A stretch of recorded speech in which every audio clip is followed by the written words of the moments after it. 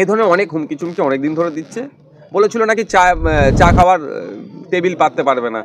তো ভোজরাটে আমার ভাইরা তোমাকে বলছে ভাইজান একটুখানি বেশিক্ষণ বসে থেকে যেতে, তোমাদের ব্যস্ততার জন্য এখানে চলে এলাম। অনেকে অনেক কথা বলছে। দেখুন, ঘরটা তৃণমূলের বাবাকালী সম্পত্তি নয়। যে আবাস যোজনার যে বাড়িটা আসছে, যে রাস্তাঘাট যেটা দেখছেন, যাই বলেন না কেন, এটা তৃণমূল বিজেপি কারো পৈতৃক সম্পত্তি নয়। আমাদেরই ট্যাক্সের টাকা দিয়ে আমরাই আমাদের পরিষেবা নিচ্ছি। যারা একটু বড় লোক তারা ট্যাক্স দিচ্ছে, যারা গরিব মানুষ তারা বেশি পরিষেবা নিচ্ছে হয়তো কিছু ক্ষেত্রে, কিন্তু সবাই আমরা পরিষেবা নিচ্ছি। বড় লোকও পরিষেবা নিচ্ছে, গরিব মানুষও পরিষেবা নিচ্ছে। এটা যদি বলতে পারতো মমতা ব্যানার্জি তার এমএলএ চিফ মিনিস্টার হওয়ার জন্য যে মাইনেটা পায়, সেই মাইনেটা থেকে একটা মানুষের ঘর বানিয়ে দিয়েছো, সেটা মানা যেতে পারে। অভিষেক ব্যানার্জি তিনি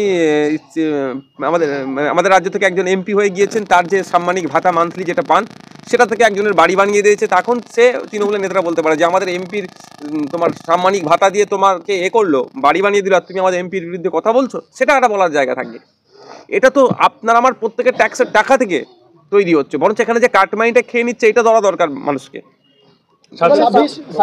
জায়গায় দেখা যাচ্ছে যে ঘরগুলো দেওয়া হচ্ছে, সেখানে স্থানীয় পঞ্চায়েত মেম্বাররা 15,000 20,000 টাকা করে কাটমানি নিচ্ছে এবং বলছে যদি টাকা আগাম না দাও তাহলে তোমার অ্যাকাউন্টে টাকা ঢুকবে না।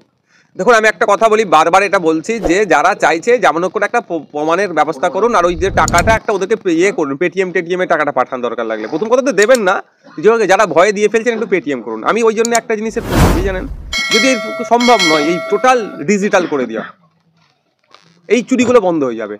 কিন্তু সেটা এখন টাইম লাগবে, ধরো এখন হয়তো 50 বছর টাইম লাগবে, যা ভাবে দুর্নীতি চলছে।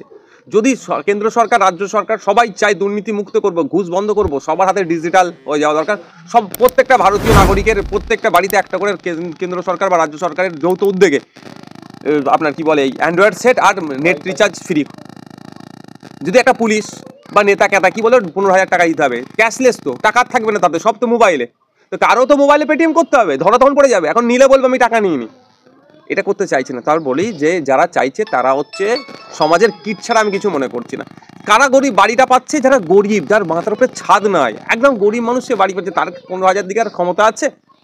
তার 3 মাসের ইনকাম, ওটা দুতলার উপরে ঘর, তার 3 মাস ইনকাম। যারা দিচ্ছেন তাদের, যারা দিতে মনস্থির করেছে, আমি অনুরোধ করবো একটা পয়সা দেওয়ার প্রয়োজন নাই।